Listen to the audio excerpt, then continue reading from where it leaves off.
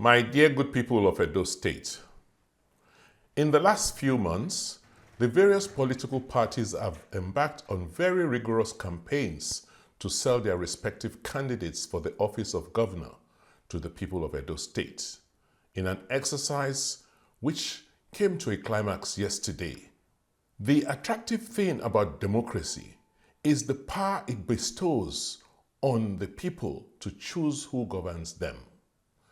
Therefore, when this power is blatantly seized from the people, it is not just a tragedy, but a travesty of democracy.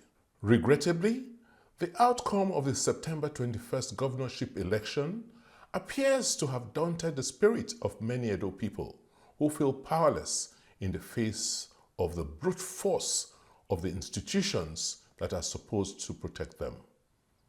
It is therefore understandable that many people feel sad and aggrieved.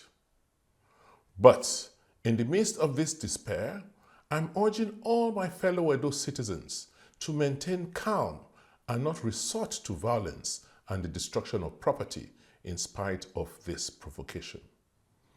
Peace and justice will always win at the end, and this is my prescription to all the good people of Edo State who feel vexed and violated at this time. Clearly, it is obvious to the least discerning the amount of impunity and reckless disregard for processes and law that was displayed in this gubernatorial election.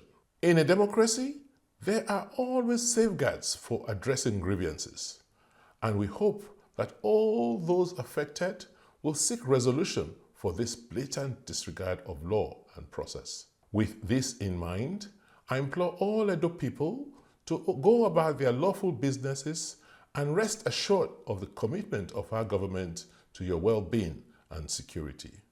God bless the people of Edo State. God bless the Federal Republic of Nigeria.